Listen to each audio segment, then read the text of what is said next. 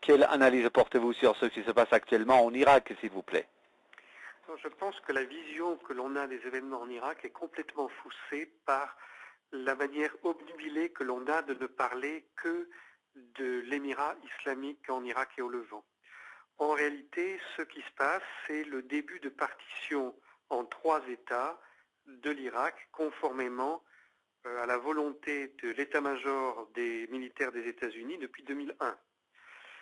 En effet, si l'émirat islamique en Irak et au Levant a pris la région de Ninive, au même moment, les Peshmerga kurdes ont pris, eux, la ville de Kirkouk et ont étendu donc le territoire du Kurdistan irakien pour qu'il corresponde au territoire qui était prévu par l'état-major des États-Unis. En même temps, l'armée irakienne n'a pas opposé de résistance ni à l'émirat islamique en Irak et au Levant, ni aux Peshmerga kurdes.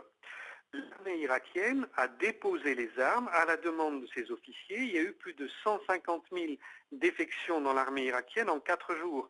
Et ça ne peut s'expliquer que par une opération préparée à l'avance par les gens qui encadraient cette armée irakienne, ceux qui l'ont formée, c'est-à-dire les États-Unis. Toujours au même moment, le Premier ministre, M. Al-Maliki, a convoqué le Parlement pour obtenir les pleins pouvoirs de l'état d'urgence.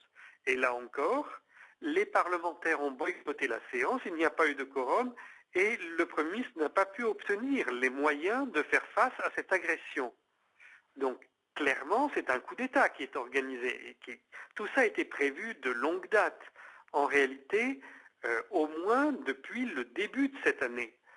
Et si l'on regarde la manière dont se sont comportés certains acteurs dans cette région au cours des derniers mois, on voit que beaucoup attendaient que cet événement ait lieu en Irak.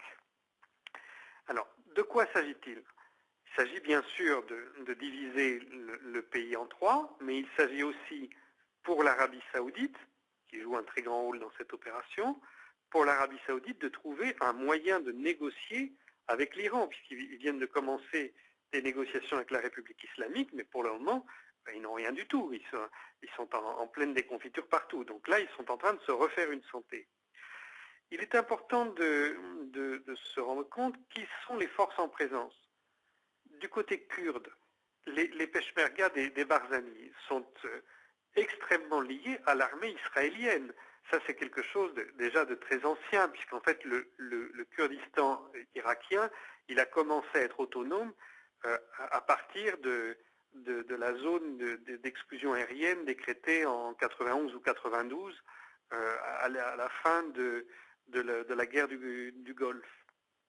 Et l'émirat islamique en Irak et au Levant est dirigé par un prince saoudien, le prince Abdulrahman, qui est le frère du ministre des Affaires étrangères et le frère de l'ambassadeur à Washington d'Arabie Saoudite.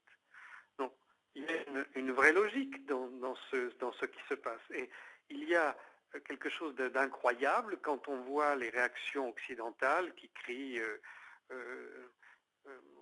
au grand danger pour l'Irak, etc., alors que ce sont eux qui se trouvent derrière ce qui est en train d'avoir lieu. Monsieur Messon, selon certaines informations, en fait, les éléments de ce groupe terroriste d'État islamique en Irak au Levant seraient également présents tout près des frontières iraniennes. L'objectif est également de déstabiliser les frontières iraniennes. Tout ce que l'Arabie Saoudite pourra faire contre l'Iran sera fait. Ça, c'est très clair. Mais les États-Unis, qui ont donné leur feu vert à toute cette opération et qui sont présents sur le terrain militairement aux côtés à la fois des Peshmerga kurdes et de l'émirat islamique, je tiens à rappeler que l'encadrement militaire de l'émirat islamique en Irak et au Levant est assuré par des officiers des États-Unis, de la France et de l'Arabie Saoudite. C'est le cas en Syrie depuis que ce groupe est présent, et il n'y a aucune raison qu'il en soit différemment en Irak. Donc ces États font partie de manière opérationnelle de ce qui a lieu aujourd'hui. Dernière question, M. Messon. Quel en sera l'impact sur la Syrie, la question syrienne? Et ça, personne ne le sait, hein, parce que personne n'a idée de la manière dont les choses vont se développer en Irak. Là, le Premier ministre al-Maliki a appelé toutes les forces vives du pays à venir secourir l'unité du pays, et on sait que Moqtada al-Sadr a déjà répondu positivement à cet appel. Mais peut-être que cette opération militaire va échouer, hein, nous ne savons pas encore. En tout cas, il y aura des retombées à la fois en Syrie, il y aura aussi des retombées au Liban. Je vous rappelle que au cours des dernières semaines, l'ancien président libanais Michel Soleiman, qui est connu pour être très proche maintenant de l'Arabie Saoudite, qui a terminé un petit discours en disant vive l'Arabie Saoudite au lieu de dire vive le Liban à la télévision libanaise.